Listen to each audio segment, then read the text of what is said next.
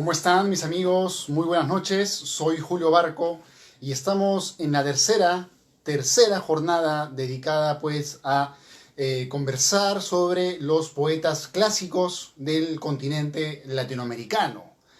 Ya saben ustedes que la semana pasada dimos una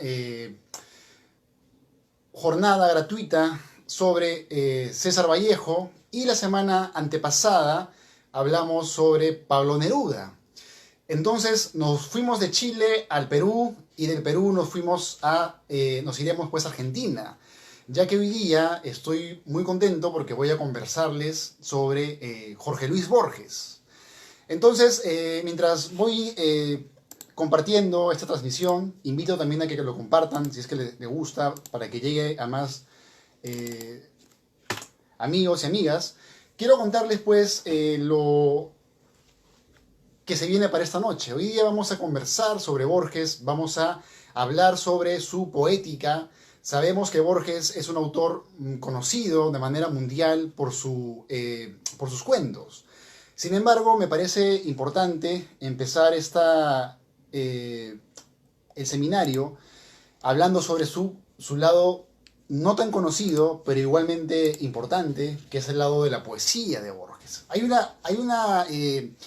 un prejuicio de algunos intelectuales aseguran que Borges como poeta es un poeta muy cerebral, que Borges como poeta es un poeta demasiado intelectual. Y bueno, hoy día vamos a conversar sobre toda esa faceta borgiana de su poética. No olvidemos pues que estamos en una jornada de 4 fechas. La siguiente semana terminamos nuestras jornadas sobre poetas latinoamericanos. Y la siguiente semana vamos a hablar sobre otro argentino, que es Olivero Girondo. Entonces, para empezar a hablar de Borges, yo acá tengo unos libros que les voy a ir leyendo esta noche y que les quiero mostrar para empezar este seminario. Por ejemplo, este libro de acá de poemas de Borges, que es Los Conjurados, que lo voy a leer con ustedes en breve. Y también tengo por acá algo de su etapa de cuentos, Historia Universal de la Infamia, que es un libro muy interesante. Ya hablaré un poco también de eso. El Hacedor, que es una suerte de libro, de obra, que cubre pues ambas facetas, ¿no? Tanto la faceta de la narrativa como la faceta de la poesía.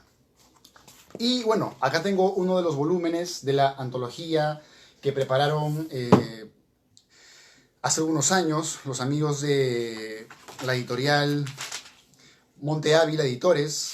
Y esta es una obra en coordinación con Guillermo Sucre, que es uno de los estudiosos más connotados en el ámbito de la lengua española sobre la literatura y específicamente la poesía. Esta joyita es bastante interesante para que nos demos una idea más amplia de todo el mundo que gravita sobre los autores de las poéticas de toda nuestra región. Entonces, vamos a empezar primero. Les quiero contar un poco brevemente la vida de Borges. En realidad Borges no tiene pues una vida demasiado aventurera. Él no es un poeta que se caracteriza por ir a una guerra y estar en medio de la guerra, como por ejemplo Vallejo o Neruda.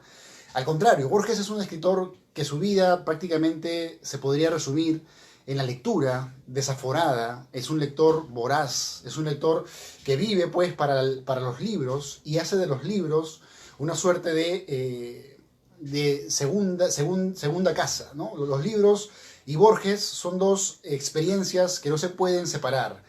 Por eso es que Borges en algún momento manifestaba que el paraíso para Borges, lo decía, era pues una biblioteca, ¿no? Y esa idea, la idea de que el paraíso sea una biblioteca, es la de alguien pues que es realmente un apasionado con la lectura. Por eso es que Borges, en los trabajos que él tiene, por ejemplo, él trabaja en una época de bibliotecario en Argentina, y luego se dedica pues a dar conferencias, ¿no? La etapa de sus conferencias es la etapa ya que conocemos, ¿no? Cuando ya Borges es prácticamente una celebridad, ¿no? Pero el Borges que escribe primero poemas que buscan ser de alguna forma vanguardistas, ¿no? El vanguardismo a inicios del siglo pasado era la moda, por decirlo de alguna forma, estética que muchos poetas, sobre todo de este continente, usaban, ¿no? Querían ser diferentes a los clásicos, querían escribir de una manera innovadora.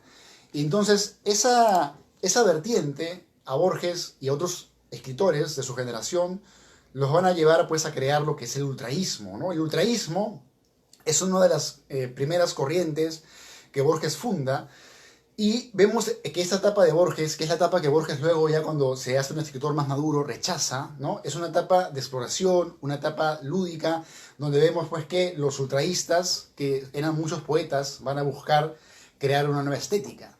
Algo muy problemático, ya que como ustedes saben, hacer literatura, innovar en la literatura, es un trabajo casi de científico, de erudito. Hay que saber demasiado para poder innovar, hay que saber demasiado de autores y saber bastante, tener bastante bibliografía para poder innovar y no caer solamente pues en los descuidos que te da pues la juventud a veces de creer que haces algo nuevo cuando en realidad ya se hizo hace muchos años. Entonces a veces ese es uno de los errores de los que buscan ser vanguardistas.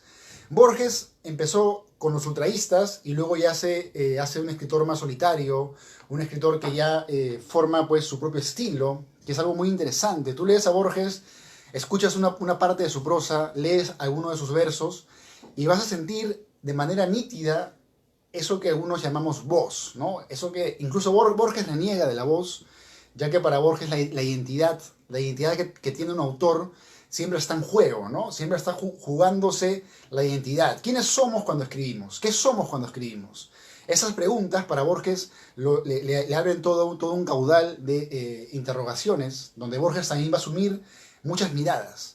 La literatura de Borges es una literatura entonces que se nutre de un gran conocimiento casi enciclopédico de lo que es la literatura. Es decir, en Borges leemos poesía, leemos historia, leemos filosofía, leemos gran parte de la literatura inglesa de la época de Stevenson, bueno, la literatura clásica, en fin, leer a Borges es en realidad, como muchos dicen, y yo también afirmo, es entrar y participar en la propia lectura de un universo.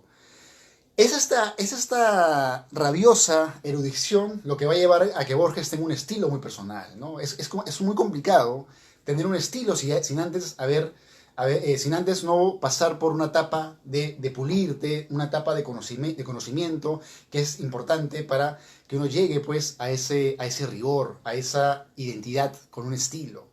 Entonces en Borges vamos a ver que eso nutre su obra, nutre la obra de Borges, le da una identidad. Pero por otro lado también Borges es ese joven que pasa gran parte de su infancia lejos de Argentina. Él con su hermana, Nora, que también es una gran lectora. Tanto Borges y su hermana eran inseparables en la infancia, se las pasaban pues recorriendo, jugando, inventándose nombres, y ambos eran grandes lectores, ¿no? Entonces jugaban pues, por ejemplo, a representar lo que habían leído. Y bueno, cuando ya pasan los años, su hermana se casa con uno de los amigos de Borges, que es un crítico y poeta, y luego ya Borges pasa pues una etapa de soledad, ¿no? Pero esa etapa también de soledad, luego de su etapa vanguardista, va a llevar a que Borges se interrogue sobre el sentido de hacer una literatura auténtica en Argentina y en Latinoamérica. ¿Cómo podemos ser auténticos si escribimos lo que sienten los europeos? Se pregunta Borges. ¿Por qué vamos a escribir? ¿Por qué no escribimos mejor sobre lo que pasa, lo que observamos aquí, lo que vemos en nuestras propias realidades, ¿no? Y siguiendo esa máxima joyciana que dice, bueno, que Joyce también la aplica, pero también la aplica a Tolstoy, ¿no? Esa máxima tolstoyana, perdón, que es, si tú universalizas tu aldea, ¿no? Será la aldea de todos, ¿no? Solo tienes que hacer de tu aldea un lugar universal porque todos compartimos un espacio. Esa idea lleva a Borges también a que sus primeras obras sean una búsqueda sobre una propia identidad argentina. Por eso el primer libro de Borges en poesía es Fervor en Buenos Aires, ¿no?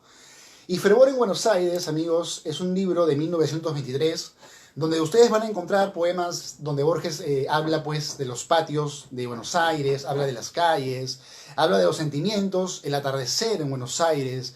Es decir, es un poeta que encuentra su poética en la geografía, en la urbanidad, en el observarse y observar la melancolía, los crepúsculos, la propia naturaleza, y de todo ello nutre su primera obra, ¿no? Luego de ello vamos a encontrar que Borges se hace más clásico. Primero empieza, como les digo, siendo vanguardista, con los ultraístas, luego hace algo más nacionalista, y luego ya empieza su etapa más clásica, donde vamos a encontrar que hace poemas de todo tipo. Antes de empezar esta charla, estuve leyendo este librito que me parece genial, que se llama Los Conjurados, donde vamos a encontrar, pues, poemas de... curiosamente, poemas que tratan sobre personajes históricos. Por ejemplo, hay un poema dedicado a Jesús, otro poema dedicado a César, Abramovich, que es un alemán, abogado, etc. Y en estos poemas vamos a encontrar pues ya una mirada más sedimentada de la búsqueda borgiana, ¿no?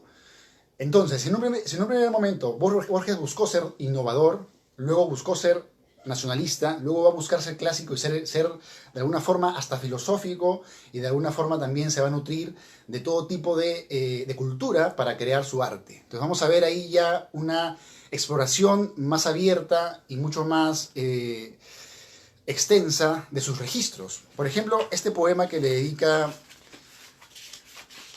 que me pareció muy interesante, justo estaba leyéndolo. Bueno, esto es un poema clásico, ¿no? Que se llama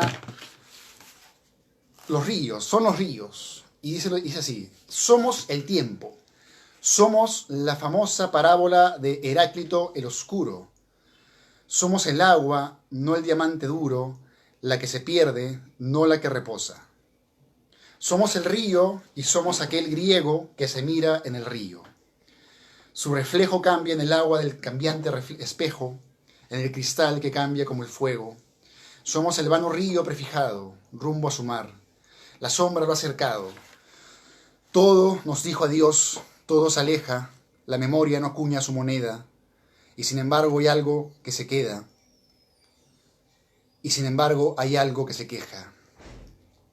Es muy interesante este poema, ya que nos habla de uno de los temas que Borges más va a abordar en diferentes poemas y textos, ¿no? Que es el tiempo. Para Borges, de alguna forma, el tiempo es uno de los grandes enigmas, por una parte, y también es uno de los grandes temas de la literatura, y que él va a seguir siempre abordando, ¿no? Por ejemplo, aquí nos cuenta, pues, de Heráclito, ¿no? Y este personaje es un griego, como ustedes saben, que hablaba, pues, ¿no? de lo cambiante que puede ser la realidad, ¿no? La realidad cambia y no regresa. La experiencia que tenemos es una experiencia que va fluyendo.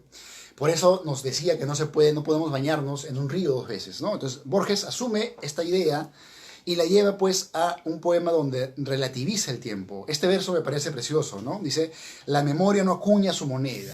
La memoria no acuña su moneda, que es una forma, me parece, de expresar digamos, lo omnisciente que es el tiempo frente a todos los rostros, frente a todas las identidades, frente a todos los nombres. Borges se pregunta en su poesía cómo el tiempo puede ser tan vil y puede hacer que todo se olvide de un momento a otro, la gloria de todos los imperios que han pasado, los persas, los sumerios, romanos, griegos, cuánta gente ha existido en el planeta. Esa sensación de vastedad lleva a Borges pues a ese tipo de poemas. Por ejemplo, también lo encuentro esta idea del tiempo está muy presente pues en muchos de sus poemas, ¿no? Por ejemplo, acá hay un poema,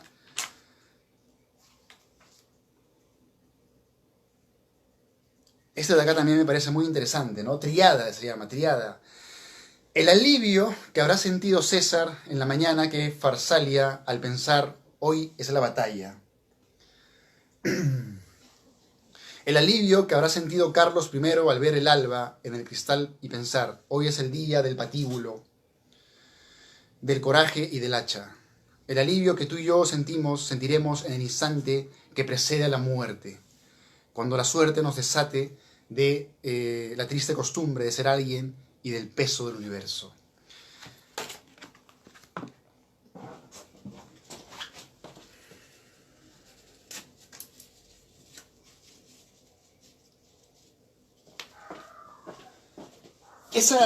Esa triste costumbre, nos dice Borges, de ser alguien, ¿no? Cómo la muerte, pues la muerte nos aleja de las identidades que uno puede asumir en la vida, ¿no? Esta parte te dice el alivio que tú y yo sentiremos en el instante que precede a la muerte, cuando la suerte nos desate de la triste costumbre de ser alguien y del peso del universo. Entonces hay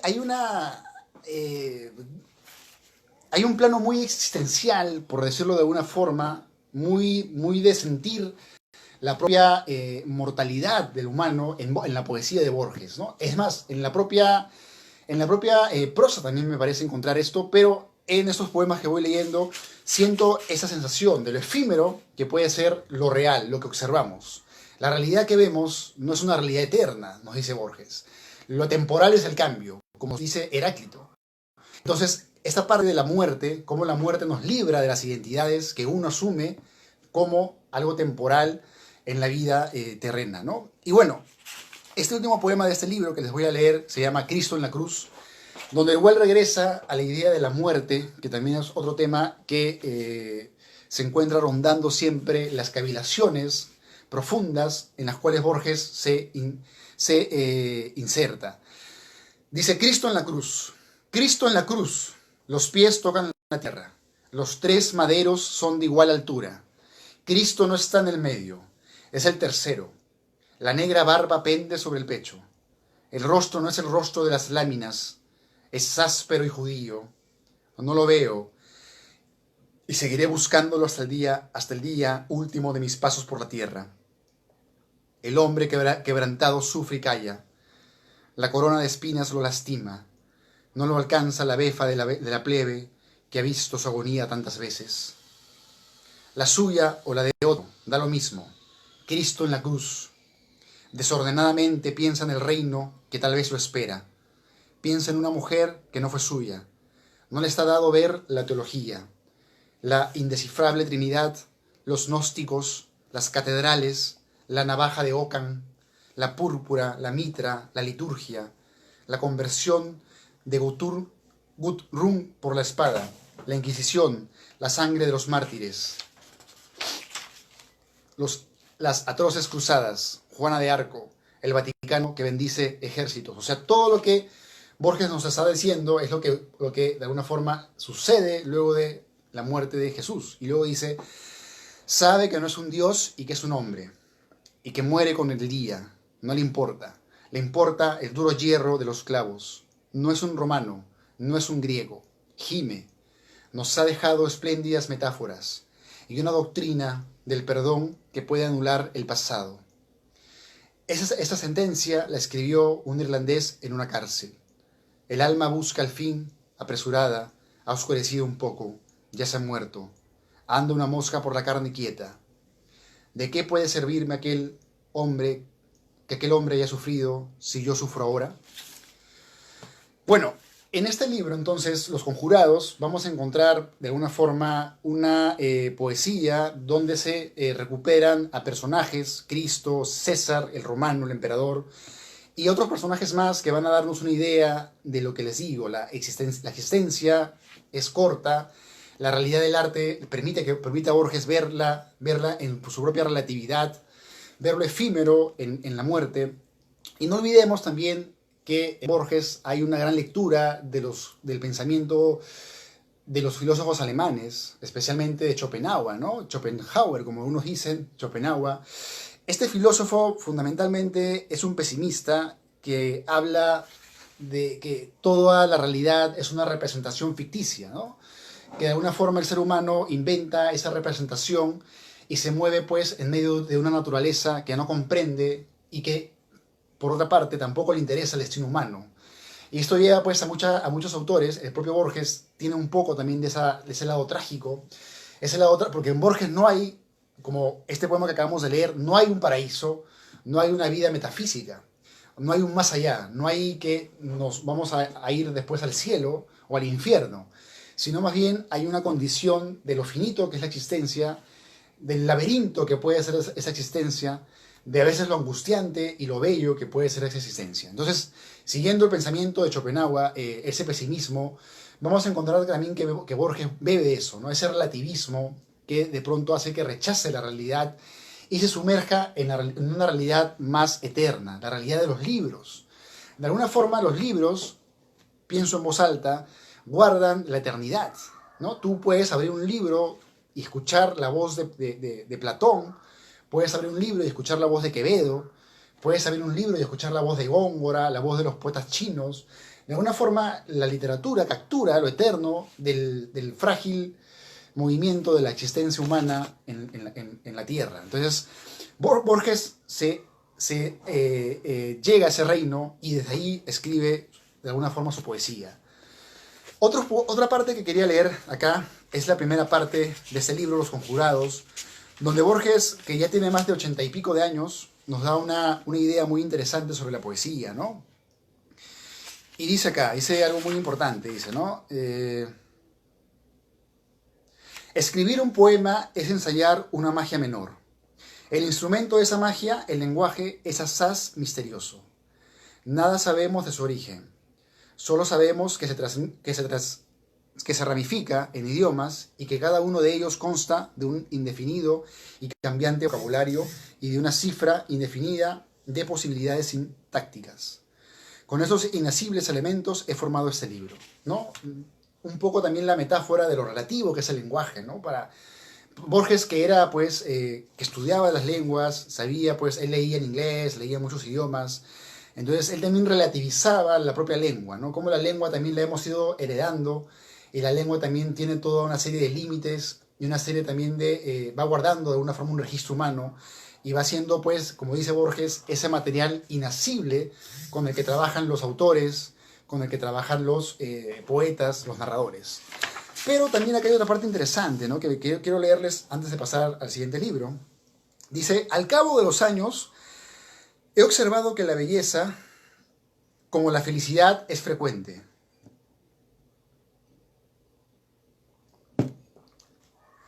No pasa un solo día en que no estemos un instante en el paraíso. No hay poeta, por mediocre que sea, que no haya escrito el mejor verso de la literatura, pero también los más desdichados. La belleza no es privilegio de unos cuantos nombres ilustres. Bueno, esta parte me gusta, me parece interesante desmenuzarla. Borges acá da muchas claves sobre su propia poética. Por ejemplo, que la felicidad no es infrecuente, ¿no? Se podría pensar que Borges, que observa la realidad con una mirada mucho más amplia, mucho más erudita, más relativista con el tiempo, se podría pensar que también lo ve de una manera trágica, pero a pesar de eso, aquí manifiesta que también hay algunos laxos de felicidad. Y por otra parte, lo de la belleza, que me parece interesante, ¿no? La belleza es un pan de todos, no es una sustancia solamente de unos iluminados, sino es un pan cotidiano que todos podemos compartir, de los cuales todos podemos nutrirnos. Esta parte trágica de Borges me recuerda mucho ese famoso poema de Borges, donde Borges dice, no fui feliz, ¿no? Vamos a buscarlo por acá. Hay un poema muy famoso de Borges que ahorita les voy a leer, donde Borges habla sobre la infelicidad, ¿no? Sobre la... acá está. Este poema se llama El remordimiento. Y a veces yo he pensado, Borges vivió leyendo toda su vida, escribiendo. Eso también lo llevó a vivir de una manera precaria muchas veces. No se olviden, por ejemplo, esta entrevista que tiene Borges con Mario Vargas Llosa, yo creo que de la cual ambos terminan peleándose, ¿no? Donde Vargas Llosa le pregunta, asombrado, si esa era la casa donde él vivía, ¿no? Porque era una casa más bien humilde. Y Borges de alguna forma se defiende y rechaza un poco ese lujo. Y de alguna forma en Borges también se ve, pues, esa consecuencia de dedicarte a la literatura como primer oficio y de alguna forma sacrificar, de alguna forma, la comodidad que te podría dar, porque Borges, pues, hablamos de un genio, ¿no? Alguien que tenía la capacidad, pues, de poder tener un gran trabajo en una universidad y ganar mucha plata y vivir cómodo, pero él decide de alguna manera vivir un poco en la escasez y en la lectura, en la literatura. Pero escribe este poema que a mí me resulta muy interesante, un poema nuclear para entender también más algo de lo que Borges nos quiere transmitir, ¿no? Y dice, este poema se llama El remordimiento. Y dice, he cometido el peor de los pecados que un hombre puede cometer. No he sido feliz. Que los glaciares del olvido me arrastren y me pierdan despiadados. Mis padres me engendraron para el juego arriesgado y hermoso de la vida, para la tierra, el agua, el aire, el fuego. Los defraudé. No fui feliz. Cumplida no fue su joven voluntad. Mi mente se aplicó a las simétricas porfías del arte, que entretejen naderías. ¿Qué significa naderías? Naderías es algo que es insignificante, ¿no? O sea, hay también una mirada. Obviamente que para Borges la literatura no era una nadería, pero desde este verso lo ironiza, ¿no? Es una especie de ironía, un humor negro, como se dice, ¿no? Y luego dice, me legaron valor, no fui valiente. No me abandona, siempre está a mi lado, la sombra de haber sido un desdichado. Y esa última parte, y este poema en general, me hace pensar pues en Borges, ese estigma o esa tristeza que arrastra, a pesar de haberse dedicado a la literatura, a pesar de haberse dedicado a escribir y todo ello, hay siempre una cierta desazón, ¿no? Una cierta tragedia. No olvidemos también que uno de los abuelos de Borges participó en las batallas de la independencia del continente latinoamericano, lo que a Borges le dio también un grado de heroísmo, ¿no? Él pensaba haciendo a su abuelo como un héroe. Y de alguna forma él también siente que la literatura es una suerte de heroísmo. La poesía, el acto de escribir, es un acto también heroico. En ese sentido, hay un poema que pertenece al libro, me parece, al libro El oro de los tigres, ¿sí? De 1972. Este poema que les voy a leer me interesa comentarlo por muchos elementos, ¿no? Es un poema donde Borges, de alguna forma, asume la voz de otro poeta, que es Browning, y lo voy a leer y luego lo voy a comentar. Dice, Browning resuelve ser poeta. Así se llama el título de este poema. Dice, por estos rojos laberintos de Londres, descubro que he elegido la más curiosa de las profesiones humanas, salvo que todas, a su modo, lo son. Como los alquimistas que buscaron la piedra filosofal en el azogue fugitivo, haré que las comunes palabras, naipes marcados del taur, monedas de la plebe, rindan la magia que fue suya cuando Thor era el numen y el estrépito, el trueno y la plegaria. Aquí Borges hace una comparación entre los alquimistas, ¿no? Que durante toda una época eran los alquimistas durante toda una época eran como los que ahora son los químicos, ¿no? Y entre sus sueños querían encontrar formas de hacer mutar los materiales en oro, ¿no? Y por eso Borges lo compara. Dice, como los alquimistas que buscaron la piedra filosofal en el azogue fugitivo, haré que las comunes palabras, naipes marcados del taur, monedas de la plebe, rindan la magia que fue suya cuando Thor era el numen y el estrépito, ¿no? El trueno y la plegaria. En el dialecto de hoy, diré a mi vez las cosas eternas. Trataré de no ser indigno del gran eco de Byron. Este polvo que soy será invulnerable. Si una mujer comparte mi amor, mi verso rozará la 10ª esfera de los cielos concéntricos. Si una mujer desdeña mi amor, haré de mi tristeza una música, un alto río que siga resonando en el tiempo. Viviré de olvidarme, seré la cara que entreveo y olvido, seré Judas que acepta la divina misión de ser traidor, seré Calibán en la ciénaga, seré un soldado mercenario que muere sin temor y sin fe, seré Polícrates que ve con espanto el anillo devuelto por el destino, seré el amigo que me odia, el persa que me dará el ruiseñor y Roma la espada. Máscaras, agonías, resurrecciones, destejerán y tejerán mi suerte. Y alguna vez seré Robert Browning.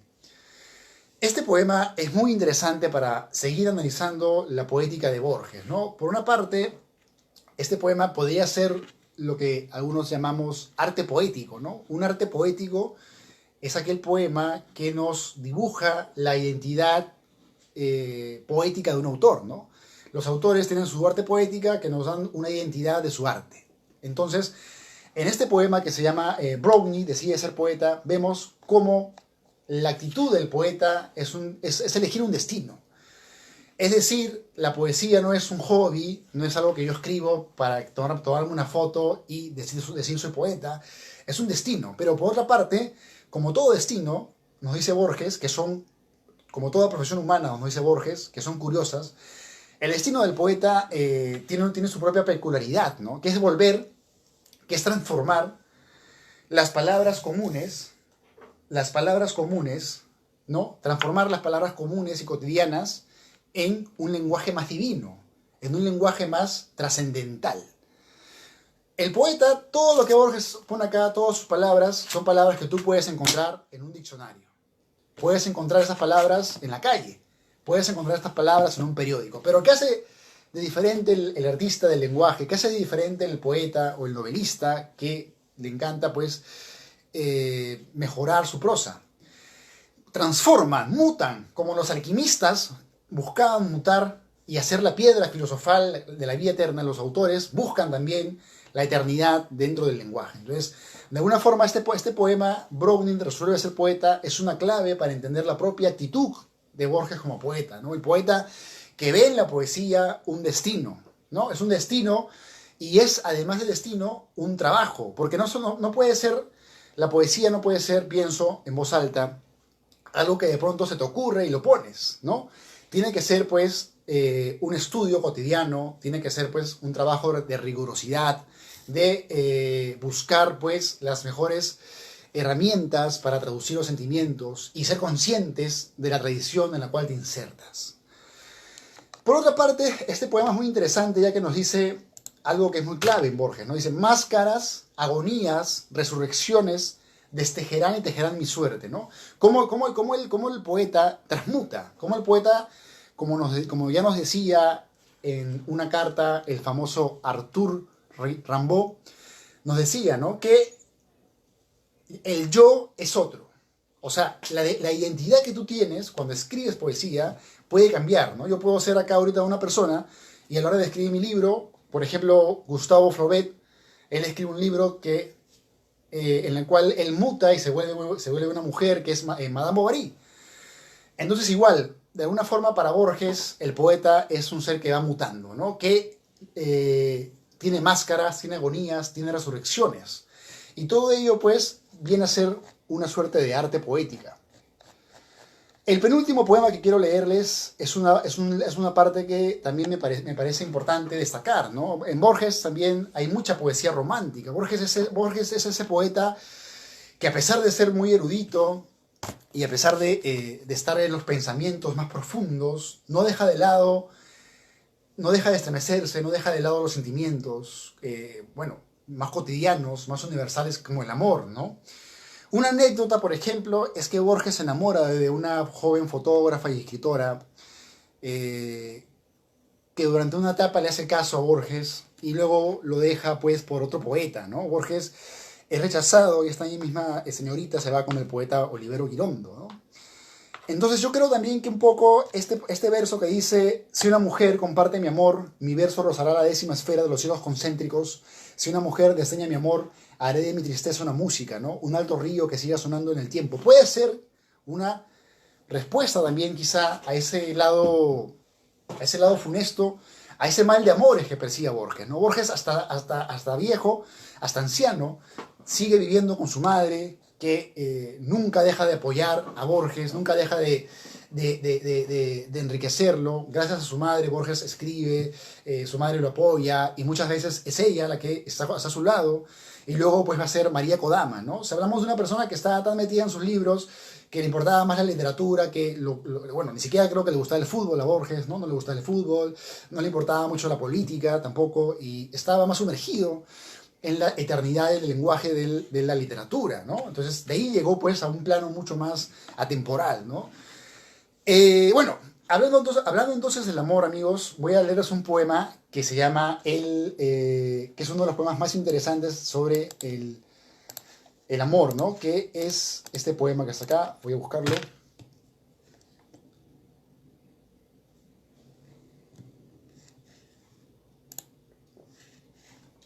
Este poema se llama El amenazado. El amenazado El amenazado es esa situación que a veces de repente a ustedes les ha pasado, que saben, que quieren evitar el amor porque el amor puede ser muy agradable, puede ser un deleite y lo es, pero también trae sus problemas, ¿no? No hay ningún placer que sea solamente placentero. Los placeres, la otra moneda, la otra cara de la moneda del placer es el dolor y ambos son una sola moneda, de alguna forma. Y Borges lo sabe y escribe este poema llamado El amenazado.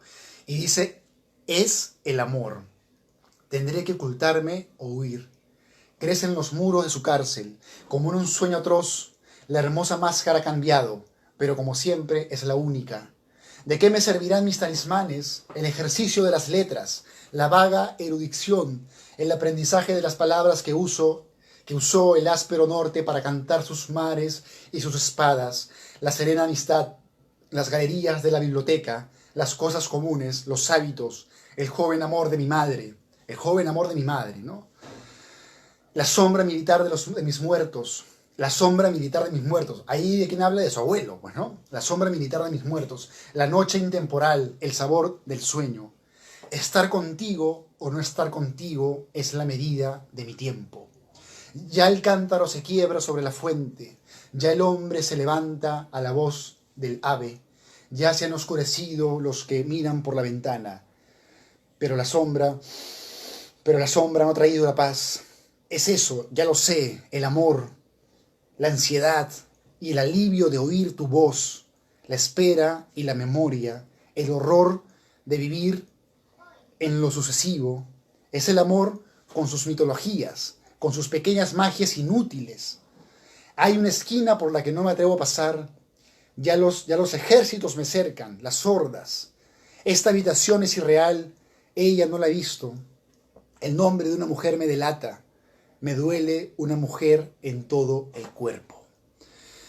Y bien, amigos, este poema que les acabo de leer, El amenazado, es un poema que nos muestra que en la propia poesía de Borges hay muchas claves sobre el propio Borges y sobre su propia poética, ¿no? Por ejemplo, acá, leyendo este poema, encuentro esta parte que dice, ¿no? El amor de mi madre, ¿no? Que, como les digo, la madre de Borges, a diferencia de muchas mamás que no quieren que sus hijos sean escritores porque van a perder el tiempo y no van a ganar plata, la mamá de Borges lo impulsó a Borges para que Borges sea escritor. Su mamá nunca rechazó que Borges sea escritor. Es más, como les digo, cultivó y ayudó a que su hijo sea escritor. Y ahora Borges es tal vez, yo consideraría, uno de los más grandes escritores de Argentina. Y sin duda de todo nuestro continente, ¿no? Y de la lengua española, qué sé yo, ¿no? Entonces, qué importante es que los adultos entiendan los talentos de sus hijos, ¿no? No rechacen eso, apuesten a enriquecer eso. Por otra parte, lo interesante que dice la sombra militar de mis muertos, ¿no? La sombra militar de mis muertos, que es me parece un vaso comunicante con la figura de su abuelo que luchó en la independencia del continente latinoamericano. Entonces, este poema, El amenazado, que me parece que empieza con un verso extraordinario, ¿no?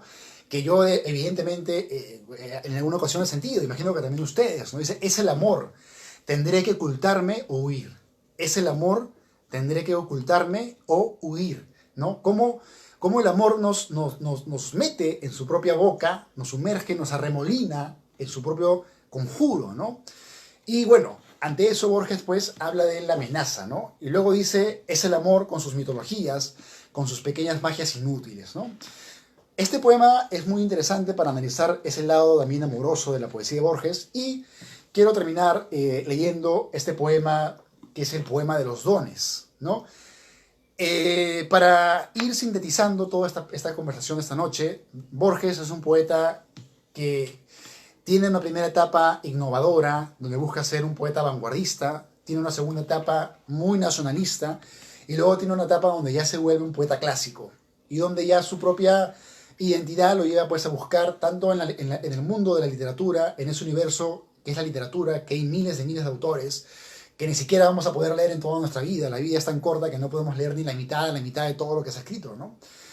Pero en ese mar Borges se sumerge y lee a algunos autores y de ahí saca las claves para su obra, la universalidad, la atemporalidad, el tiempo, la muerte, los espejos, los laberintos, ¿no? Esa gran lucidez que te da leer, ¿no? Pero a su vez esa lucidez que te da leer, pero también que te da ser inteligente como Borges, que te da esa lucidez también que puede ser a veces oscura, ¿no? En Borges también se ve como les leía, lo fatal, ¿no? Lo fatal, lo oscuro, el drama de que la vida sea pues un sueño, ¿no? De que la vida, lo que aparentemente ahorita es eterno, cuando pasen 100 años nadie se va a acordar, la calle que vemos ahorita cuando salgamos a caminar en 100 años no va a existir, va a ser diferente, y frente a eso Borges también escribe una poesía más metafísica y existencial, ¿no?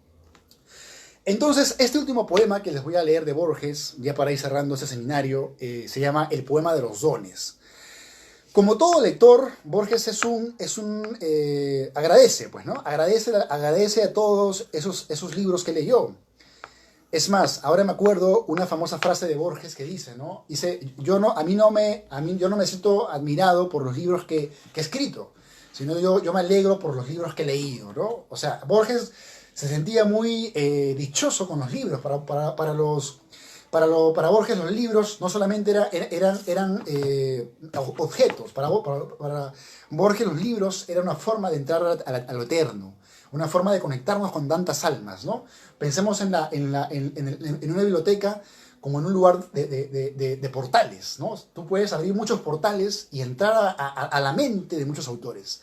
Y esa idea es una idea que en Borges está muy presente, ¿no?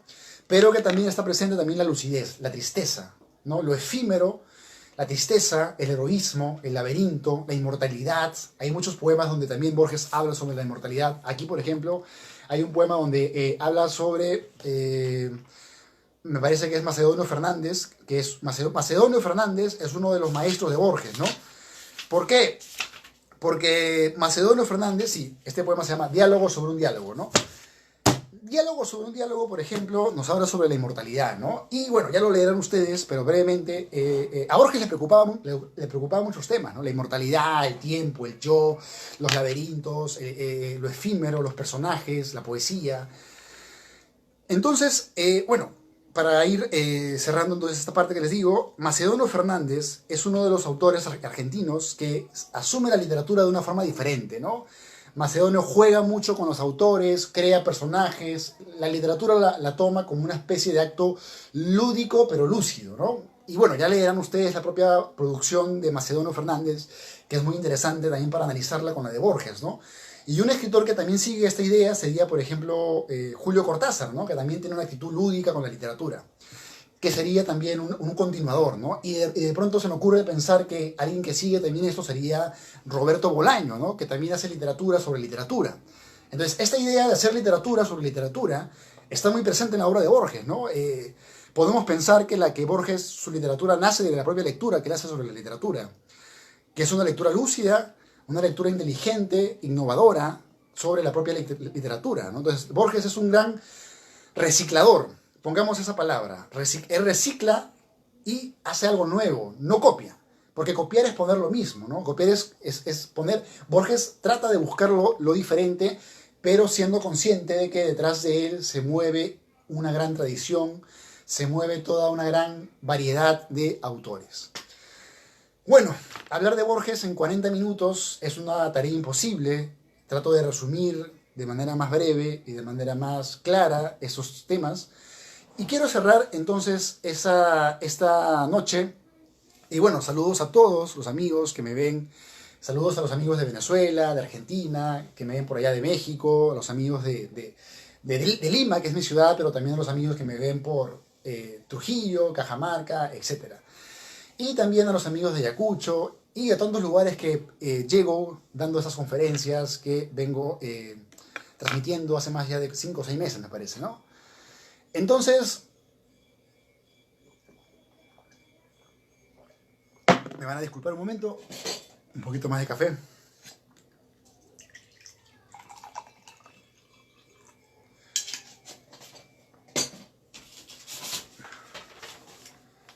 Entonces, pues,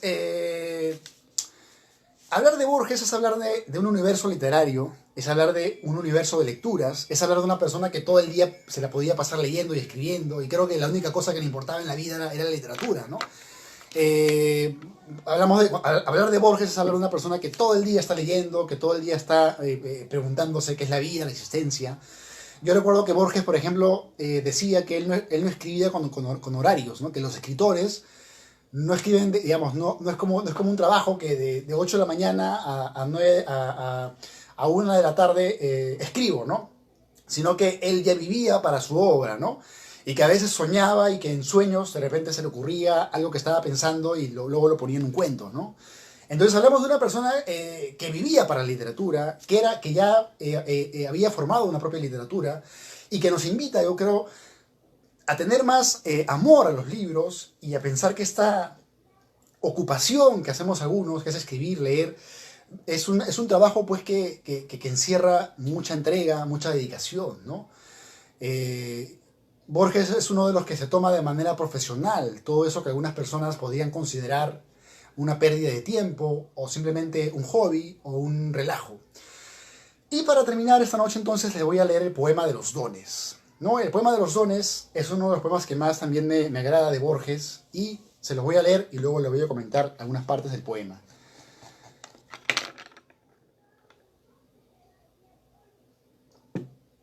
Dice, poema de los dones. Nadie rebaje a lágrima o reproche esta declaración de la maestría de Dios, que con magnífica ironía me dio a la vez los libros y la noche. De esta ciudad de libros hizo dueños a unos ojos sin luz que solo pueden leer en las bibliotecas de los sueños los insensatos párrafos que ceden las salvas a su afán. En vano el día les prodiga sus libros infinitos, arduos como los arduos manuscritos que perecieron en Alejandría, de hambre y de sed. Narra la griega, muere un rey entre fuentes y jardines. Yo fatigo sin rumbo los confines de esta alta y honda biblioteca ciega. ¿No? Miren cómo Borges agradece los dones que le dieron a Borges tanto la biblioteca, los libros, como la noche, ¿no? La noche que vendría a ser el espacio donde no tenemos la convencionalidad del día, ¿no? Se me ocurre pensar en los trovadores. Los trovadores, por ejemplo, hago un paréntesis a este poema. Los trovadores, por ejemplo, les gustaba la noche porque en la noche no había pues las reglas que en el día se imponen, ¿no? En el día la gente vive con jerarquías, la gente vive con las profesiones, con sus caretas, sus máscaras. En cambio de noche todos duermen y los que siguen despiertos se quitan las máscaras y pueden ser solamente esencia, ¿no? Entonces los trovadores por eso iban de noche, de madrugada, iban a tocarle las ventanas a sus amadas y a leer sus poemas, porque ellos eran pobres, pero de noche no importaban las jerarquías, ya que lo que importaba era lo más esencial, ¿no? Bueno, esta idea me recuerda un poco a esta idea de la noche, ¿no? Y luego dice, enciclopedias, atlas, el oriente y el occidente, siglos, dinastías, símbolos, cosmos y cosmogonías, brindan los muros, pero inútilmente. Lento en mi sombra, la penumbra hueca, exploro con el báculo indeciso, yo, que me figuraba el paraíso bajo la especie de una biblioteca, algo que ciertamente no se nombra, con la palabra zar rige estas cosas. Otro ya recibió en otras borrosas tardes los muchos libros y la sombra. Al errar por las lentas galerías, suelo sentir con vago horror sagrado que soy el otro, el muerto, que habrá dado los mismos pasos en los mismos días. ¿Cuál de los dos escribe este poema de un yo plural y de una sola sombra? ¿Qué importa la palabra que me nombra si es indiviso y uno en el anatema? Grousat o Borges, miro este querido mundo que se deforma y que se apaga en una pálida ceniza vaga que se parece al sueño y al olvido. Bueno, ese poema que les acabo de leer, el poema de los dones, es el poema donde Borges pues habla se figura pues el paraíso como una gran biblioteca, pero a su vez él también se pone a relativizar el tiempo, ¿no? Dice, ¿quién será esta persona que está hablando ahorita? Dice, ¿no? ¿Será Borges? ¿Será Grousat? ¿Cuánta gente antes de mí, dice Borges, estuvo también por esta misma senda de la lectura, de la noche, que hace que la realidad sea, pues, muy relativa, muy efímera? Entonces, en este poema de los dones, Borges celebra tanto la lectura, que es una puerta al infinito, a estar fuera del tiempo incluso, a viajar a otras realidades y celebra la noche, que es el lugar donde generalmente, como dicen algunos, se puede soñar despierto, ¿no? No hay sonido, no hay bulla, la realidad como tal se sumerge en el sueño y los que siguen despiertos pueden encontrar otra realidad. Entonces, Borges celebra los dones que le dan los libros, que son para Borges objetos mágicos, y la noche, que es un espacio ya de por sí mágico, porque también en la noche está pues la luna, y la noche no solamente es pues que sea oscura, sino también toda esa cosmovisión, porque la noche también se acerca pues a la muerte, ¿no? Que es un tema que está en Borges. Y luego esta pregunta que hace, dice, ¿cuál de los dos escribe este poema de un yo plural y de una sola sombra, ¿no? De un yo plural. ¿Qué habrá querido decir Borges con un yo plural, ¿no? Esa idea también me hace pensar que el poeta como tal, o los que leen muchos libros, pueden tener en su mente a muchos yoes, ¿no? Tú, por ejemplo, lees a Borges, tienes a Borges en tu cabeza, lees a Vallejo, tienes a Vallejo en tu cabeza, lees a Pablo Neruda, tienes a Pablo Neruda, y te llenas de almas. Te haces un portal de muchas mentes, y te das cuenta que tu yo personal se hace plural. Y de alguna forma también Borges nos invita pues a esta, pongamos este término, a esta pluralidad mental, a esta diversidad, a esta erudición que la literatura, los libros y la lectura nos brindan, ¿no? Y quiero terminar entonces esta charla esta noche simplemente invitándoles a que me sigan la siguiente sesión, que es la última sesión con la cual cierro la jornada de abril. Esta jornada de abril fue una jornada que le dediqué pues a los poetas clásicos de nuestro continente, ¿no? Ya como les contaba, ya hablé primero de Neruda, la semana pasada hablé de Vallejo. Pueden verlo en YouTube buscando Julio Barco Seminarios, o verlo en esta propia plataforma. Están más de 50 videos que vengo ya dando de manera gratuita. Y la siguiente semana cerramos las jornadas de seminarios dedicados a latinoamericanos, hablando de Olivero Girondo, que es, digamos, el antípoda de Borges, porque Borges es de alguna forma el escritor, lector, el poeta que está en una biblioteca y que le encantan los libros, y Girondo es uno más deportista, más vitalista, etc. Bueno, pero ya les hablaré de Girondo la siguiente semana. Simplemente por ahora despedirme. No se olviden, hay un libro esperando por ustedes. La vida es efímera, la literatura no lo es. Seguimos leyendo a los griegos, seguimos leyendo a los chinos, seguimos leyendo a los musulmanes, seguimos leyendo la literatura de hace más de 2000 siglos, y las voces ahí, la palabra ahí no muere, sino sigue siendo un manantial eterno.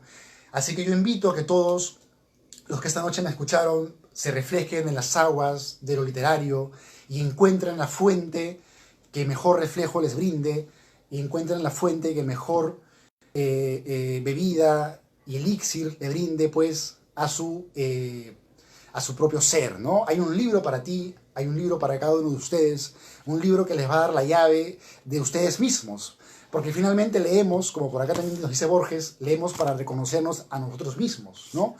Hay una parte donde Borges habla, y con eso termino, hay una parte donde Borges habla de que hubo un personaje que se dedicó toda su vida a hacer un dibujo de planos, de calles, de casas, hacer un dibujo de toda una ciudad, y cuando se dio cuenta del dibujo, en realidad lo que había hecho era dibujar su rostro, ¿no? Entonces, al final de cuentas, la literatura nos interesa no por lo que ya fue escrita hace años, sino porque nos habla en este momento, nos habla en este instante. En este instante la literatura, todo buen libro, todo buen poeta, todo buen narrador, que podamos llamar así, porque no cualquiera tiene ese título, para mí al menos, no cualquiera es poeta, no cualquiera es escritor, sino que es una suerte de trabajo que uno se gana con el tiempo. Pero todos los autores pues tienen esa magia que yo les digo, y que invito a que todos busquen, y con los cuales puedan pues nutrir más su vida. Será conmigo hasta la siguiente oportunidad. Y antes de irme, los que quieran seguir también, aparte de los seminarios gratuitos que doy los miércoles, también doy seminarios privados. Mañana, por ejemplo, tenemos el seminario de Hora Cero, que es un grupo de poesía. Los que quieran entrar al seminario, que es de Hora Cero, me pueden mandar un mensaje al inbox de esta página. Y la siguiente semana también tenemos 2 seminarios privados que van a ser el día, me parece que es el día martes 27 de abril, ¿sí? Y el 29 de abril, que curiosamente el martes 27 y el martes 29 ¿ya? Vamos a hablar sobre Abraham Valdelomar, ¿ya? Así que si te interesa saber más sobre Abraham Valdelomar, puedes mandar un mensaje y te voy a pasar el link para que entremos a una reunión privada con un grupo también que está entrando a esta reunión y vamos a hablar sobre Valdelomar. Lo curioso, bonito de esto es que el 27, sin saberlo, el 27 coincide con el cumpleaños de Abraham Valdelomar. Así que vamos a hacer un homenaje privado a Valdelomar justo el día de su cumpleaños, algo que ya es muy interesante y que a mí, al menos como admirador de la obra de Valdelomar y de otros autores, me parece muy significativo. Yo soy Julio Barco, transmitiendo desde Lima, Perú, para todo el continente y para todos los continentes. Que la pasen bonito, nos vemos hasta la siguiente oportunidad. Gracias.